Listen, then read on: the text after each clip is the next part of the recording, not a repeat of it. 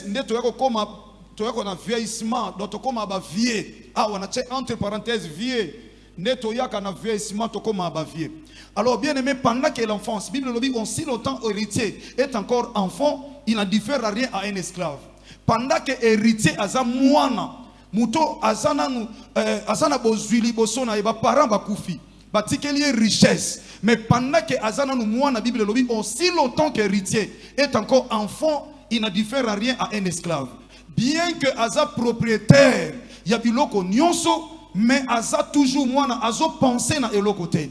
Nzamba sepeli na mwana parce que na période oyo mwana ana posa réflexion te soke na code ya famille balobi l'enfant azana droit ya protection, azana droit ya protection, donc mwana faut la protéger, azana droit ya protection. Mais soki mutalongwe mwana akomi mukolo asu na droit ya protection ya ba parenté.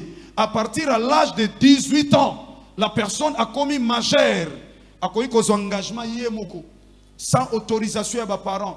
Il peut s'engager sans que ses parents fassent accord. Akoyi kondima signer contrat. Dans la société, c'est le code pénal.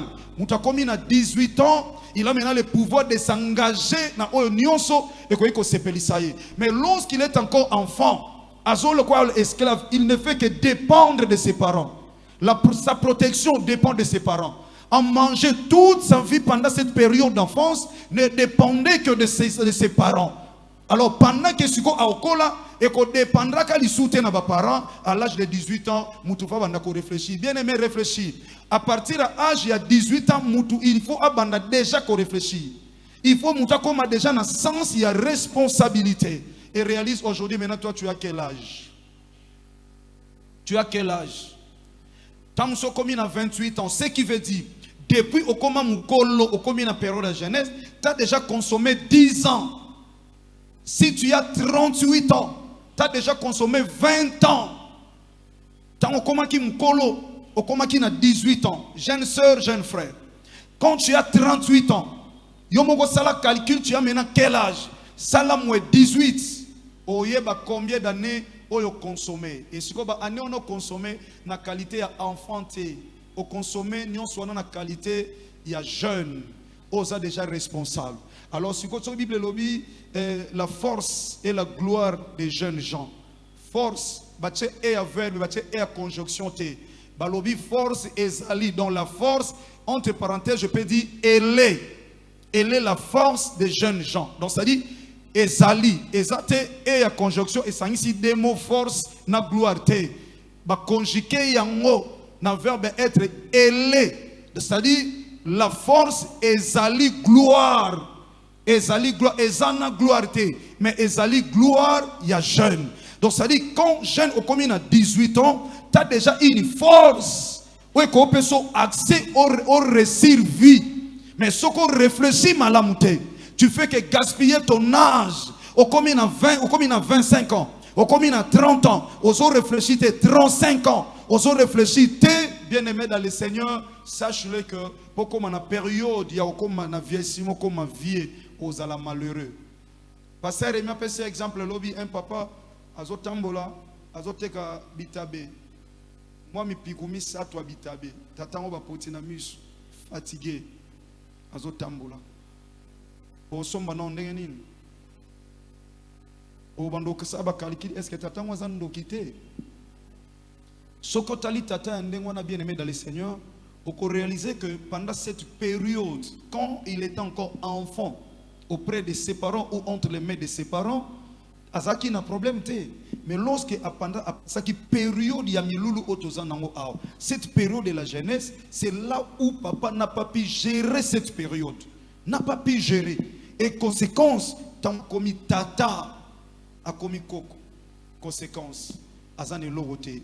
Gloire au Seigneur qui a vécu pendant cette période de la jeunesse, parce que n'a pas bien saisi l'opportunité où nous avons fait ça qui est. Il y a tirer, penza oreille s'il vous plaît, pour Okokoyeba. Jeunesse, il y a le lot, et ça jeunesse moko permettre avec beaucoup de respect. Une jeunesse pourrie. Mutu soit senga batu, mutu soit finga mutu, a finga mutu librement. Donc jeune union so comment naie et à coca naie bien qu'il donc bien qu'il comment bien qu'il a commis mon colo mais azo se tenir compte que lobby na ko kozala na danger moko na kati ya kimokolo nanga. Il fait tout. Bien aimé, quand on a zaki na deuxième année CO, s'il vous plaît. Quand on venait avant l'école, nazaki na bakamare to ndoke na nganda diamba, ngana mela diamba te, na mela cigarette te, na mela masanga te. J'étais discipliné auprès de notre père. Tata nanga mela masanga te, tata nanga mela cigarette te, tata nanga mela diamba te. A la kisi biso nzela mais parmi biso na kati ya famille, ezaki na moko mi balé bando mela ba cigarette. Leki nanga za awa fandi awa. 5e après moi, c'est lui. Oh aza pembe na yo l'homme de Dieu. C'est mon petit frère 5e. Donc ça dit nga 5 donc il est 5e. 1 2 3 4 prier. Tellement non pardon si vous venez. C'est mon petit frère. Ba yebi ma ramna ça va. C'est mon petit frère. On a vraiment collaboré 4 ans après. Pour la nanzota va chinois te chinois konda pour nanzalate ya Olivier. Merci. Alors ba yebi makamna olo bana kati ya famille. Tokende pe na école tokei baninga ba ozela classe yebi après bato tongo ba bimatoko tokena ngana diamba ba masa ba omela pe diamba. Bali maeta yoza yuma betata moi détaf. Na bina ba ona omela te. Nazo gérer période de jeunesse pour lobby na lelate diamba eko longolisa nga raisonnement malamu masanga makasi eko longolisa nga raisonnement malamu nando mona ka présent mais moi na mona futur ezate or futur force na ngweza kana présent passé ezo servi biso lokola étude examen toye bana wuti wapi na komi wapi na botama na famille nini tozanenge nini sikonga awa na komi na kosala nini po lobi na nga ekoka na teta msuna pasi ona utsomona na kati ya famille na biso na mela diamba te yuma na ndima yuma makamba bilambe bandiko defa bilamba ko kene téléfolis na bisa bino on est jeune Njilois, je suis Njilois né et grandi dans Njil jeune Njil alaka lisu na poto jeune Njil azaka lisu na elamba pendant que mes amis bazaki toujours na makamba bilamba biso nyonso to defa bilamba to lataka.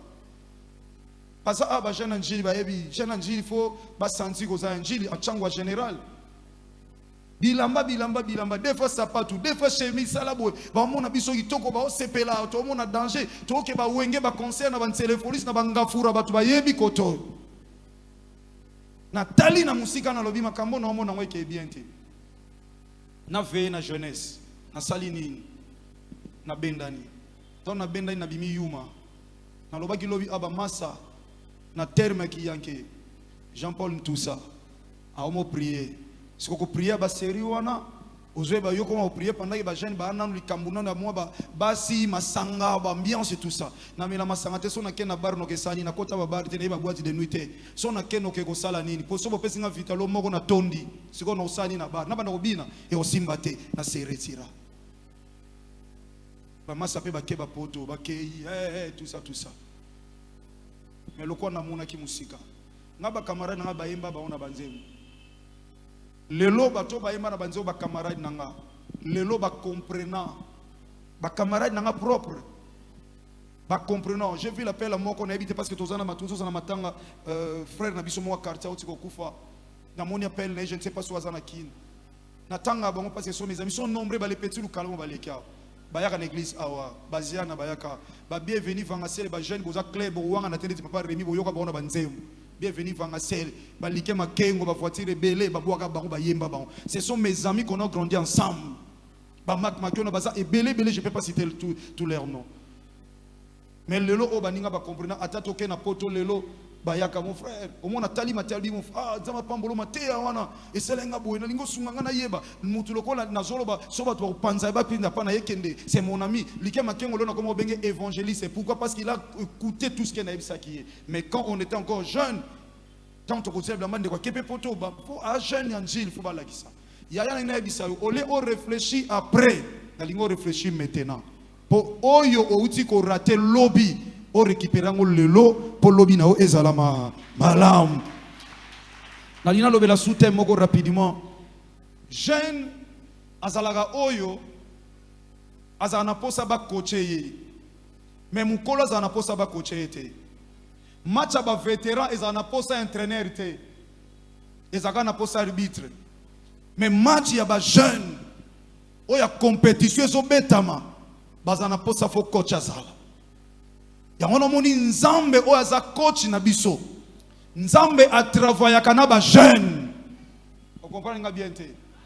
Nzambe a travaillé na ba mpakate. Nzambe a travaillé kana ba jeune. Parce que lui-même qui est venu sauver l'église a koufa na jeunesse na âge de 33 ans. A réalisé ba grande chose na écart il y a 3 ans. Bible lobi Christ a continué na ministère na 3 ans, na 30 ans. Après 3 ans, a kokisi makamunyo aussi la croix a kufia kei. 3 ans, na azaki très jeune. Ce qui otali na kati ya Bible, oko réaliser que batu nyonso Yesu Masi a sekui ça. Bazalaki ba jeune. Parce qu'il travaille avec des jeunes. Kaka Pierre, le roi la comprenate, a geno seku sa maman obimbate habita. Yesu seku sa maman obimbate. Pierre le roi zaine muta comprene makamute, a geno seku sa gata habita. Mais Yesu Masi a Nazareth, a seku sa mwana ya mwasi o ya ville ya Naïn. Aloba na jeune homme, lève-toi. Est-ce qu'aloba qui vient? Te. A kepa Lazare, balobi Lazare sa muninga Christ. Christ a koufa na 33 ans. Ce qui veut dire muninga na azaki encore très jeune. Alors que Lazare a koufa kisa ke sexuel Lazare. Nzamba travailler na ba jeune. Ya pendant ko na makasi na jeunesse. Ye bara de jour na hôtel ma po nzamba na posa travailler na yo po ki botata na yo ezala ki botata mo ya exploit. Ya mwana lokolo za jeune. Oza na posa na match ba jeune. Ozala na muta o coacher yo. So muta o coacher yo azate. Bien aimé obeta na désordre. Coach azala na kati ya terrain te. Mais azala muto yo ayebi balle koleka ba joueur. Yepe muta klasaka. Mais azala libanda ya terrain. Ya ona poko lelo nga na coach pona yo jeune. Na libanda na lina beti sayo. Ya ona parler sous thème moko lelo. Sous thème na zolo bela na grand thème. Ne crains pas tous les jeunes dans les jardins.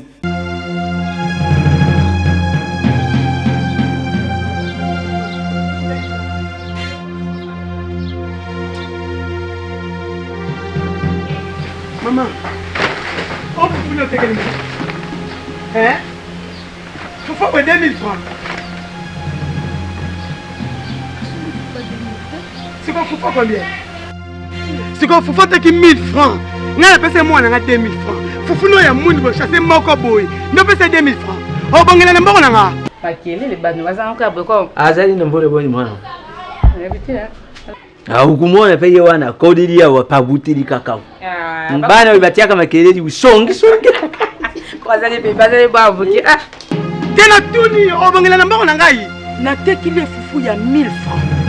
Apesi nga 2000 R. Te mwana ngaza moyibi. Loba mwana ngaza moyibi. Na pesi mwana nga 2000 francs. Apesi za mwindi. Fufu zo mwana zo teba. Mama, na kindoki loko swangate. Omoninga, na zaka ndoki te. Soko zo kindoki lo pesa mwana na yo. Vino ya passe comme dans bongiso. Va voir ta famille. Aboni buzoba. Tu vas m'énerver, attention. Calme la faiblesse. Allez. Madame, faites attention. Quand tu crois que ngana na zo bota te na mwana te na beto maboko. Ba ninga na notre bazana bana. Allez au sepelaka. Tous mes amis bazana bana. Mais ngana ke ne pas na bona zone na bana. Ba OK ba université, ba OK ba maternelle. Allez, tu na niveau sabotage. Na kindoki loko kangate. Lokolo linga ki fufu na pesa fulia. Yena 2000. Yena fufu. Sorcier. Eko ça sabotage. OK ba. Allez, moi so se me bimi mo sa kalele singa so ba je mi la ngeli. Na sa na kata nzoto. Na mi kata nzoto na mitie ba gilet. Makile tangi pona ba ke. Allez. Tout ça. Allez, réponse au pesa nga ya ngwana. Réponse au pesa nga ya ngwana allez. Ouais bi ba douleur ninga. Ba douleur ninga yo.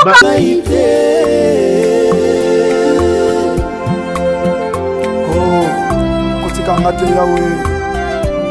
Comment si j'ai humiliation à Banguna, lève-toi mon Dieu. Atabasina salela yo, kolonanga, kino na kolata motole.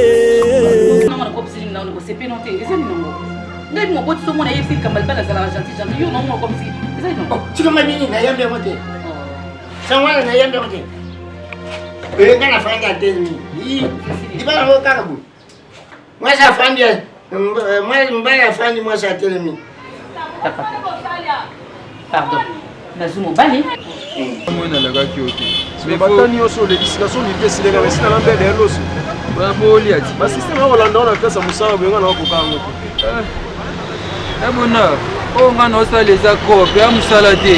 Les accords nazo mo transport nazo la cop. Nous c'est pas ça mbongo te. Mbongo tongela onda. Ozo manda ku mbongo. So on a des économies au salon. Ya juste soutenir petit na nga moi syllabus moi nini. Aka c'est moi loko lia na ndako. C'est ton cas, Richie. Tu vois, Digital est venu après toi. Je sais que tu travailles bien. Côté travail, je n'ai rien à te dire. Digital est venu après. Quand il est venu, il était célibataire. Mais, après, je crois, quelque temps, il s'est marié. Et c'est pourquoi je lui ai demandé comment ça va à la maison. Mais toi, Richie, ça fait des années. Tu travailles. Je ne dirais pas que tu gagnes beaucoup, mais avec ce que tu gagnes, tu peux te marier. On sort seulement déçu. Quand on a beaucoup discuté, beaucoup soigné, peine beaucoup Bouddha. Et je ne sais pas pourquoi. Dis-moi un peu, maman. Est-ce que tonton Alain a vraiment papa les Ginangai? Parmi vos conseils que vous m'avez prodigués, vous m'avez une fois dit que la vie en soi, c'est un choix. Si vous choisissez bien, rassurez-vous que la suite de votre vie sera heureuse. Et je n'aimerais pas tomber dans le piège de mes prédécesseurs, mes aînés qui ont failli dans leur mariage. Et sur ce, avant je vous disais que je me battais pour le choix. Et à l'heure actuelle, ba amoureux ya théâtre bino babolingaka théâtre cinéma ya bino Rabi Mavinga ayeli bino série ya sika à cause de la foi. À cause de la foi, série ya sika ilongona bartiste na bino Papa Alain Mabana, Papa Kofi Mufunda, Richimboyo, Digital à Gronto, Papa Sundiata Magnata, Papa Lia Liandi, Mama Rosie Luzolo, na Yemoko Rabi Mavinga, bongo pasteur de la foi à cause d'Angate. Les amoureux du théâtre par les soutiens, il y a FB International, agence ya solo, bokozwa film Oyo Kalate, Awana Kilongo TV. Bochade ba message, bo signaler déjà wapi bino. Boko sepela, koseka ezali, ba suspense ezali, ba film du solo ya kitoko à cause de la foi. To bandi na biso, to bandi déjà. Mes aînés qui ont failli dans leur mariage. Et sur ce, avant je vous disais que je me battais pour le choix. Et à l'heure actuelle, papa, je vous dis, je vous prends pour un père. Je vous dis que j'ai la femme présentement idéale. Et incessamment, je vous donnerai la date. En gros, c'est un peu ça. Mikolo, solingi o s'abonner au betika point. Kilongo TV.